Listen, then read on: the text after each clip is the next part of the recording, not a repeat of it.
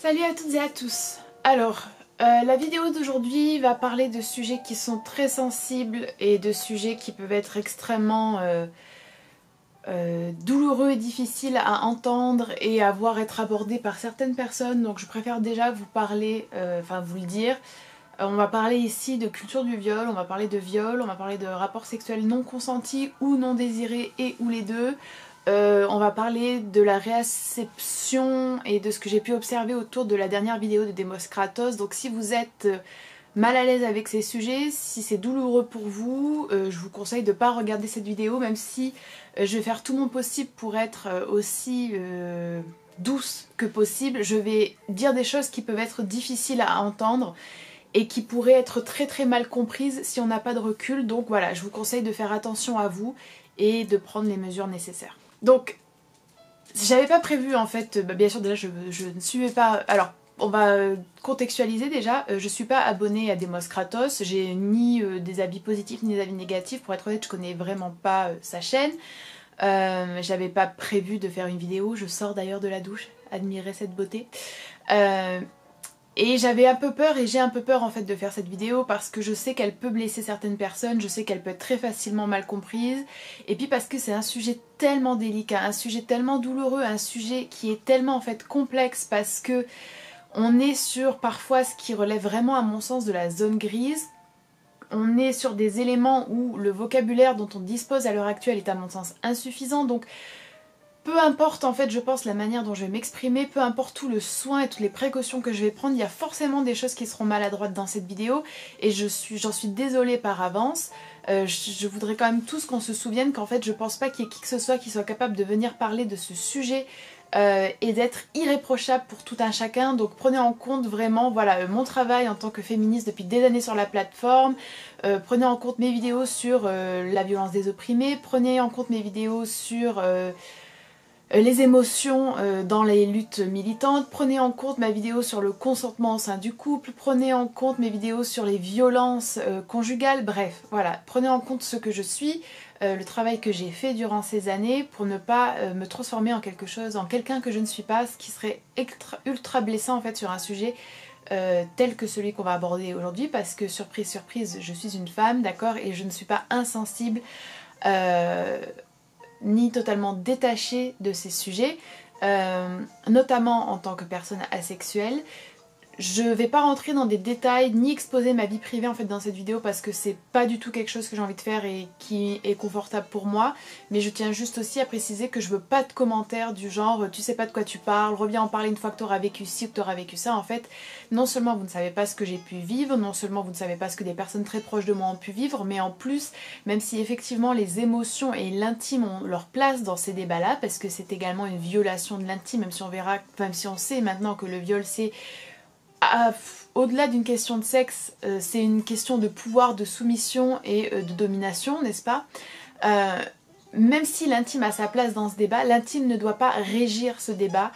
Et il faut aussi que des personnes qui ont du recul sur ces questions puissent s'exprimer parce que j'ai vu beaucoup de choses venant de personnes qui ont vécu des choses très douloureuses, qui étaient malheureusement, il me semble, un petit peu à côté du sujet qu'a lancé la vidéo de Demos Kratos et on va parler de ça. Alors premièrement, la vidéo sera en barre d'infos, enfin la vidéo sera pas en barre d'infos. Si vous avez envie d'aller regarder cette vidéo, vous pourrez aller chercher Demos Kratos et vous la trouverez facilement. Je ne conseille à personne de la regarder ou de pas la regarder, vous êtes entièrement libre de faire ce choix et c'est pas à moi de porter la responsabilité d'un tel visionnage. Moi j'ai regardé la vidéo, je ne l'ai pas trouvée choquante, je ne l'ai pas mal vécue du tout, je l'ai trouvée plutôt positive si on doit juger du contenu en termes aussi binaires. Mais ce que j'aimerais dire avant toute chose, c'est que j'ai vu passer sur les réseaux plusieurs fois quelque chose qui moi me dérange énormément en fait et qui n'est pas uniquement ponctuel et qui, voilà, c'est pas juste l'histoire de cette vidéo avec Demos Kratos, c'est qu'il y a plusieurs personnes qui ont eu des réactions très virulentes, très engagées sur la vidéo, la plupart du temps en négatif, et qui en fait n'avaient pas regardé la vidéo. Et encore une fois, je ne dis pas que c'est que ces personnes-là ont à regarder la vidéo. Je ne nie pas le fait que le titre de la vidéo, j'ai été un violeur, ou maintenant j'ai été un violeur, point d'interrogation. Je ne dis pas que ce titre ne peut pas à lui seul être brutal et violent pour des personnes X ou Y qui ont vécu X ou Y choses. Je ne suis pas là pour le nier, voilà. Mais, encore une fois, quel que soit le sujet, quelle que soit la douleur, quelle que soit l'atrocité du sujet, en fait, juste l'une des bases qu'on ne peut pas négliger, c'est que quand on veut parler d'un contenu, quand on veut parler d'un article, quand on veut parler d'un film, d'une vidéo, d'un livre, d'un discours, on consulte le dit discours, la dite vidéo, etc. En fait, c'est pas parce qu'on est sur internet, c'est pas parce qu'on est militant ou militante, c'est pas parce qu'on a vécu telle ou telle chose, c'est pas parce que le sujet est sensible qu'on doit s'affranchir de ces processus ou juste de ce...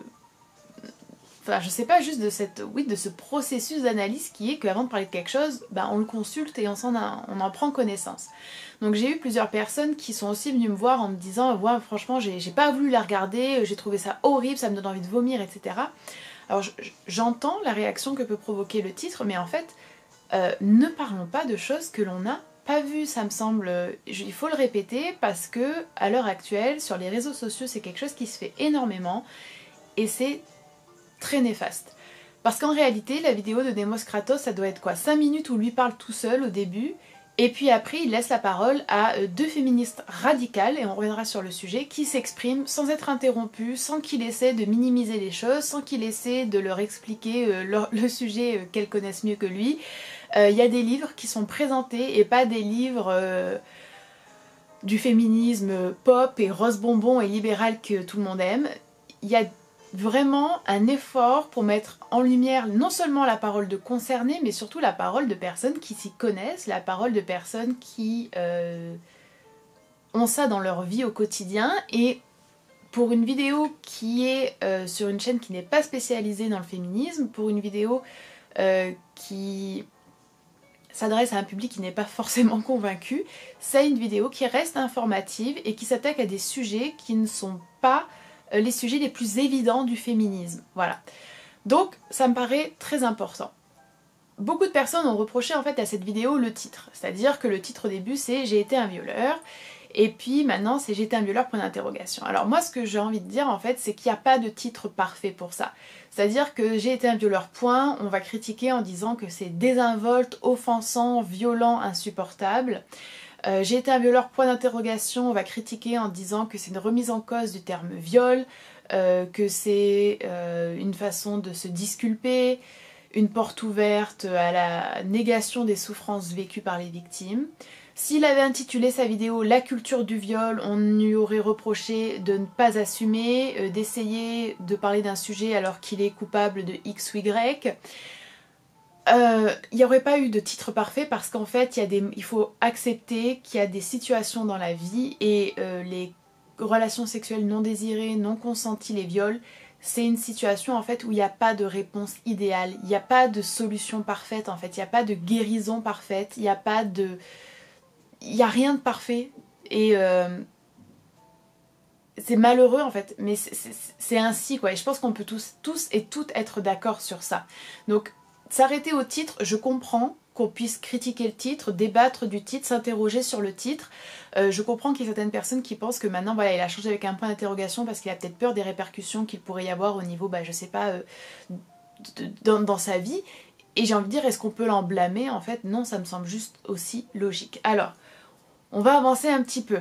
Dans la vidéo, en fait, il nous explique que voilà, il a eu plusieurs copines et que avec une copine ou avec quelques copines, je sais plus exactement, et il s'en rendait pas compte sur le moment, mais maintenant, après s'être documenté, après avoir échangé avec des féministes, il se rend compte qu'il a baigné dans ce qu'est la culture du viol et qu'il a participé lui aussi parce que quelquefois sa copine n'avait pas envie et que ça s'est fait quand même, qu'il a insisté, qu'il a été lourd, qu'il a essayé de prendre ça à la rigolade, etc. Et c'est à ce moment-là qu'il dit donc en fait là j'ai violé ces personnes ou cette personne. Alors là on s'attaque à vraiment le sujet sensible, la question épineuse, le truc très flou. Viol, c'est un terme qui regroupe en fait des réalités qui sont très différentes. Effectivement, on a ce fantasme du vrai viol et il explique ça aussi dans sa vidéo, c'est-à-dire que voilà, on s'imagine qu'en fait le viol, c'est quand tu te balades, tu rentres le soir chez toi et il y a un homme horrible qui te prend dans une ruelle, qui te fait du mal physiquement, puis qui te viole et qui te laisse à moitié morte sur le pavé, voilà. Sauf qu'en fait, on sait très bien que la grande majorité des viols ne se passe pas comme ça. La grande majorité des viols, ça se passe dans le cercle familial ou amical ou amoureux avec des personnes qu'on connaît. Et on sait aussi que voilà, la plupart des viols sont commis par des hommes, l'écrasante majorité, et ça c'est aussi un point qu'il souligne. Donc voilà, vous voyez qu'il y a quand même une objectivité, une factualité dans sa vidéo qui, à mon sens, sont... Effectivement, c'est juste normal, mais en fait, c'est pas parce que c'est normal ou que c'est commun. Il n'y a pas beaucoup d'hommes qui prennent la parole pour dire ce genre de choses. Donc c'est pas qu'on te donne un cookie, ça y est, c'est génial, mais c'est qu'il faut quand même reconnaître que ça fait du bien d'entendre cette parole-là, qu'elle est importante et bénéfique. Voilà. Elle n'est pas dorée, elle n'est pas merveilleuse, ça va pas changer la face du monde, mais c'est une contribution qui a aucune raison, à mon sens, de discréditer ou de venir nier. Et même si le viol se passe donc, comme on vient de le voir, dans la sphère des gens qu'on connaît, dans des sphères privées, voilà, en général, ça regroupe quand même encore des choses trop différentes. C'est-à-dire que le viol, c'est défini en fait comme toute pénétration sexuelle exercée avec contrainte, surprise sur une personne. Et en réalité, est-ce qu'on peut dire que une femme qui n'a pas envie de coucher avec son copain, son mari, ce que vous voulez ce soir, mais qui se dit oh là là il va être lourd, bon on va le faire quand même parce que comme ça au moins j'aurai la paix, ça dure 20 minutes et puis c'est bon, qui ne montre effectivement aucun enthousiasme, qui n'initie bien évidemment pas le rapport, mais qui voilà, juste entre guillemets, ne dit rien, et puis une fois que c'est fini, effectivement, elle peut se sentir violée, effectivement, elle peut se sentir très mal, effectivement, elle peut se sentir dégoûtée, effectivement, elle peut ne plus se sentir en sécurité, ne plus se sentir aimée, respectée, effectivement, elle peut se sentir déshumanisée, effectivement, ça peut être très douloureux, d'accord ? Mais est-ce que ça, en fait, c'est la même chose qu'un homme, un mari qui va dire à sa femme « Allez, ce soir, c'est parti ». Cette femme lui dit non, et l'homme lui dit « En fait, je m'en fiche de ton nom, t'es ma femme, si j'ai envie, c'est maintenant ». Vous voyez très bien que là, j'ai pas choisi des situations qui seraient extrêmement opposées. J'ai choisi des situations qui malheureusement sont monnaie courante, mais qui montrent quand même bien qu'il y a une énorme différence. C'est-à-dire que dans le deuxième cas, le non est présent et la réponse de la personne est clairement une réponse où la domination est assumée, explicite et revendiquée, avec une violence qui est palpable. Dans la première situation, on peut se dire quand même que si le mec aime sa copine et si le mec n'est pas centré sur son plaisir et si le mec n'est pas égoïste, il va bien se rendre compte que en fait sa copine là elle fait rien, qu'elle apprécie pas et donc qu'il devrait s'arrêter. Oui bien sûr, mais est-ce que c'est la même chose que la deuxième situation? Est-ce qu'on peut qualifier de viol ces deux situations en fait? Là je suis pas en train de vous dire qu'il faut minimiser X ou Y, que les souffrances ne sont pas comment dire, enfin, devrait être remise en cause. Je ne suis pas en train de vous dire que les femmes crient au viol alors que non. Ne me faites pas dire ce que je n'ai pas dit. Soyons juste honnêtes et réalistes. Réalisons, acceptons qu'il y a une pluralité des situations qui ne peuvent pas toutes être considérées, traitées de la même manière et auxquelles on n'apportera pas les mêmes solutions. C'est-à-dire que dans la première situation, il me semble évident qu'il faut éduquer et que là, la culture du viol, elle est très importante parce que il y a des rapports sexuels non désirés auxquels on peut consentir sous contrainte toujours en fait, c'est-à-dire que l'idée même de consentement est problématique et ça j'en avais parlé en fait dans ma vidéo il y a 2 ou 3 ans il me semble où je disais qu'en fait oui le consentement est important mais le désir est encore plus important et que c'est justement de ça dont il faut parler, c'est justement à ça que servent les cours d'éducation sexuelle, les dialogues entre hommes et femmes, la représentation dans les arts, dans les histoires romantiques au cinéma ou dans les livres etc. L'éducation par les parents également, la virilité et la masculinité toxique que l'on doit combattre, bref, énormément de choses, et aussi il me semble, un réel travail sur la sexualité des femmes. Et donc, dans cette première situation, qui est clairement plus celle qui a été décrite par Démos Kratos, en fait, ce n'est légalement pas reconnu comme un viol, ce n'est pas un crime, et c'est pourtant ultra problématique, et ça cause effectivement beaucoup de souffrance. Mais soyons honnêtes, et c'est là quand même que ce que je vais dire va peut-être déranger certains et certaines, j'ai vu plusieurs personnes réagir de manière très très violente à cette vidéo, notamment sans l'avoir regardée. Et en fait, ces personnes sont en couple avec des hommes.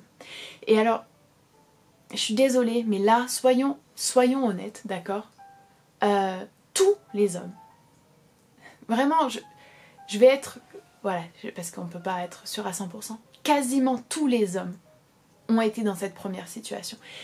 Moi, j'ai envie de dire tous les hommes, mais je vais dire quasiment tous les hommes, d'accord, plus de 90% des hommes, en tout cas des hommes hétéros, je m'avancerai pas pour les hommes gays, mais on verra, ont été dans cette situation où leur copine n'était pas dedans, où leur copine n'avait pas envie, où en fait ils ont pris le nom un peu à la rigolade, où ils ont été câlins et puis de fil en aiguille ça s'est quand même fait. Tous les hommes ont fait ça en fait. Et si ton copain il le fait pas avec toi maintenant, ben il l'a fait avec une autre.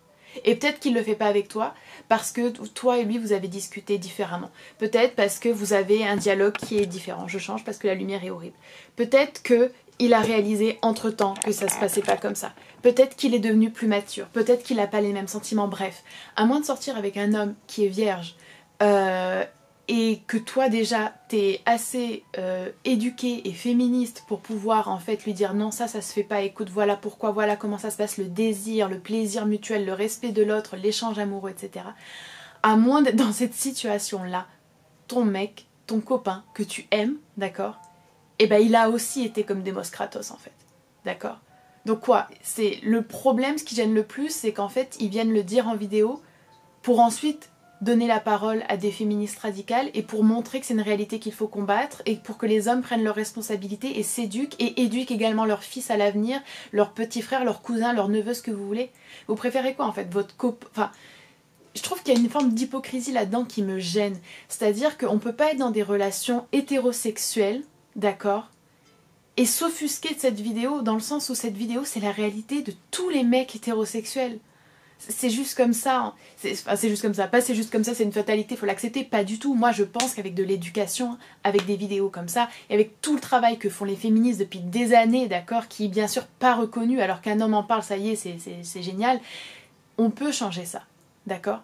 Mais venir s'en offusquer en fait, venir être choqué du fait qu'il en parle, alors que les hommes qu'on fréquente, nos amis, nos copains, nos pères, allons jusqu'au bout de la chose en fait, ont été comme ça, et par contre eux n'ont pas fait leur possible pour alerter, pour informer.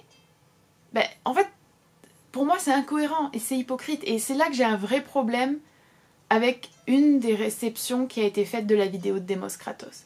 L'autre problème que j'ai, c'est avec une autre forme de réception, c'est-à-dire que dans les commentaires, par contre, on voit beaucoup de gens qui l'applaudissent, qui l'admirent, qui lui disent « Waouh, ça n'a pas dû être facile pour toi, waouh, chapeau bas ».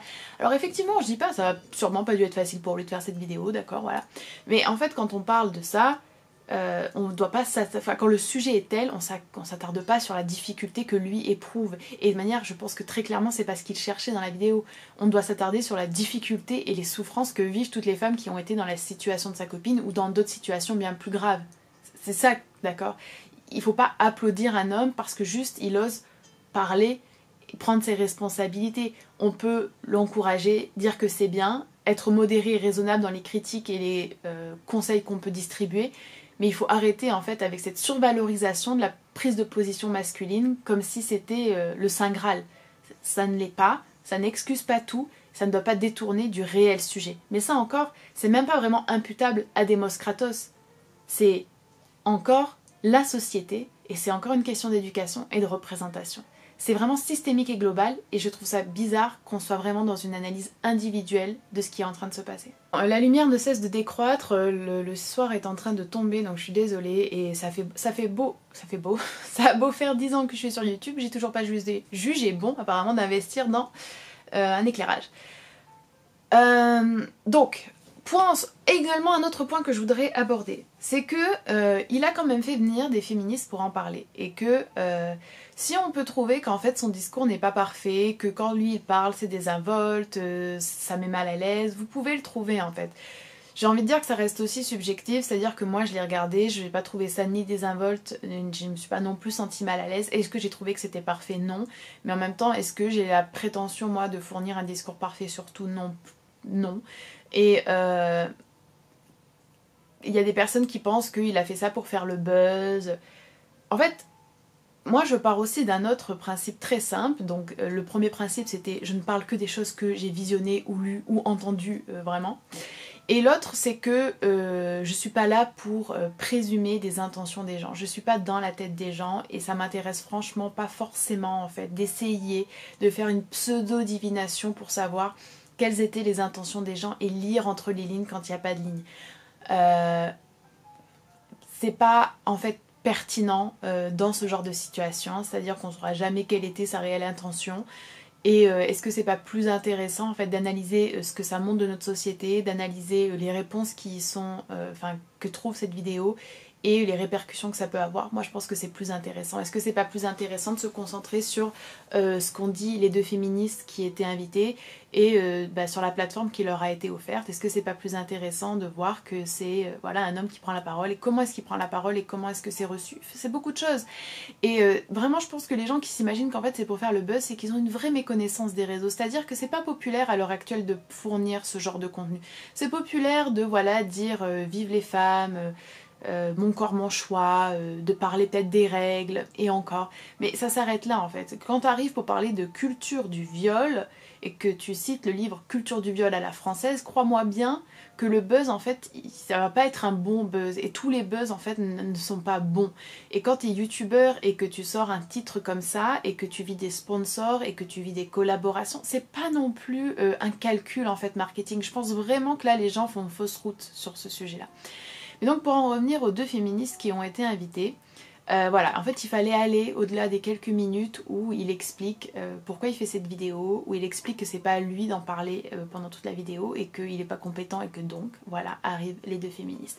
Il a en fait quand même, alors je sais pas comment, est-ce que c'est des personnes qui se connaissaient avant, je sais pas du tout comment ça s'est fait, mais il a quand même en fait invité des féministes radicales. C'est-à-dire qu'il n'a pas invité des féministes libérales, il n'a pas invité des féministes qui étaient là pour défendre la prostitution ou le travail du sexe. Il n'était pas là pour inviter des féministes qui défendaient la pornographie et qui disaient qu'en fait voilà il fallait juste changer ce que les hommes faisaient et puis que ça allait bien se passer. Non, il a invité des féministes radicales qui sont quand même venues pour parler du patriarcat, qui sont venues pour parler de la culture du viol, qui sont venues pour parler de l'État, qui sont venues pour parler de ce qu'est réellement la prostitution, de ce qu'est réellement la pornographie et de l'importance et de l'influence que ça a justement dans les relations sexuelles et les rapports entre hommes et femmes. C'est pas en fait, même sur des chaînes soi-disant féministes, excusez-moi, mais c'est quand même pas non plus un discours qu'on entend souvent. Je vais pas citer de nom, mais en fait, il faut aussi se réveiller, quoi. C'est même pas forcément un discours qu'on peut entendre sur des comptes de personnes qui se revendiquent féministes, mais qui en fait sont dans une libéralité telle que je suis désolée, mais pour moi, elles sont même plus vraiment féministes. Voilà. Donc, je trouve ça vraiment assez aberrant de constater qu'il y a eu peu de réactions en fait modérées et qui me semblent raisonnables à cette vidéo, qui la prennent dans un ensemble, dans un contexte et qui essayent de pas être dans une réaction à chaud. Je trouve ça assez inquiétant quoi. Et il y a un autre point que j'ai envie d'aborder, mais là je sais que ça va être encore pire, mais je vais quand même le dire. En fait, on a envie de penser que quand on parle de féminisme, on n'a pas besoin des hommes, on n'a pas besoin de la parole des hommes. On a envie de penser que quand on parle de racisme, ou en tout cas d'antiracisme, on n'a pas besoin de la parole des blancs, même si c'est pas toujours les blancs qui sont racistes, mais on va dire voilà, en France, les blancs sont les dominants, n'est-ce pas? On a envie de penser que voilà, on n'a pas besoin de la parole des dominants quand on veut défendre une cause. J'ai envie de dire que j'ai pas prétention d'apporter là une vérité absolue. Moi je m'interroge en fait sur ça, c'est-à-dire que qu'on le veuille ou non, en fait si un homme s'exprime de la sorte, ça va toucher des gens qui seront qui n'auraient vraisemblablement pas été touchés si l'initiative n'avait été que féminine. Et on le voit en fait. Est-ce que c'est malheureux? Oui. Est-ce que pour autant ça veut dire qu'on doit se passer de ces interventions-là? Moi j'en suis pas convaincue. Personnellement j'ai l'impression que ce qui est important c'est quand même le résultat, c'est quand même l'abolition du patriarcat, c'est quand même la libération des femmes. Et quand il y a un homme qui vient, qui s'exprime avec humilité, honnêteté, qui a voilà, un contenu ou en tout cas une action qui n'est pas non plus quand même aberrante ni problématique de A à Z, et que ça peut toucher à notre public, je vois pas pourquoi s'en priver en fait. Voilà, vous êtes libre de ne pas être d'accord, mais moi je pense que dans certains groupes militants, ce que je retrouve pas du tout par contre dans l'antispécisme par exemple, il y a un petit peu toujours cette idée de pureté militante, qui en plus est une illusion parce que ces personnes-là sont aussi problématiques, qui fait qu'on passe à côté d'actions, de messages, d'initiatives qui peuvent être positives, qui peuvent s'améliorer par la suite, qui peuvent enclencher et engendrer d'autres choses beaucoup plus bénéfiques. Tout ça pour dire que voilà, on a fait le truc le plus pur possible, sauf qu'en fait, à part crier sur les réseaux, qu'est-ce que font ces gens, quoi? Est-ce que pour moi, c'est vraiment problématique en tant que personne, en tant que prof, en tant que... Alors, est-ce que je me considère à 100% militante? Oui et non, mais j'ai envie de dire que bah voilà, dans mon métier de prof, j'ai exercé dans plusieurs milieux en fait et dans plusieurs contextes. Je peux vous dire que mon féminisme ressort et je pense que ça a une influence sur les apprenants ou les élèves que j'ai, dans ma création de contenu en ligne, dans mes recherches que j'ai pu faire en tant qu'étudiante à l'université, dans les manifs que je peux faire, dans les échanges que je peux avoir au quotidien.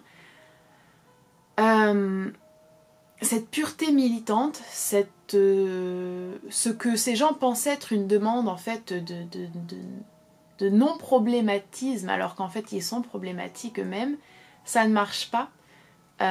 Et c'est pas en fait se modérer et mettre forcément de l'eau dans son vin. Je me considère comme radicale dans tous mes engagements, que ce soit dans mon véganisme, mon antispécisme ou dans mon féminisme par exemple.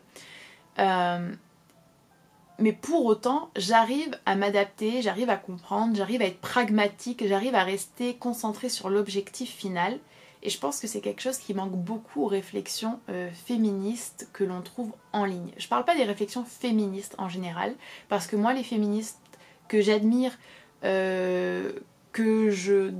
enfin en tout cas, dont le travail m'inspire le plus et dont les théories me parlent le plus, c'est des féministes qui étaient radicales, mais qui étaient aussi pragmatiques, qui étaient aussi pédagogues, qui étaient aussi dans l'action. Et je sais que c'est possible en fait, parce que je vois ces femmes incroyables faire ça, d'accord? Donc voilà, j'avais envie de vous parler de cette vidéo, mais vous voyez qu'en fait, au-delà même de la vidéo, c'est plus tout ce qui tourne autour. Je vous recommande vivement d'aller regarder, si vous ne l'avez pas déjà fait, ma vidéo sur le consentement au sein du couple, qui me semble être une vidéo vraiment importante pour comprendre mon positionnement, mais même importante, sans vouloir... c'est pas que mon idée est fulgurante, incroyable, que je suis un génie, c'est pas ça, mais je pense que ce que je dis dans cette vidéo, c'est pas des choses qu'on entend souvent, et pourtant c'est des choses qu'il faut vraiment accepter et dont on doit pouvoir discuter, donc elle sera en barre d'infos. Voilà, j'espère vraiment n'avoir heurté personne, en tout cas c'était pas mon intention. Les commentaires seront sous modération sur cette vidéo pour des raisons qui me semblent évidentes. Je vous encourage toujours à faire preuve d'esprit critique, à aller consulter le contenu dont vous avez envie de parler, à pas vous fier, même si c'est des gens que vous appréciez, que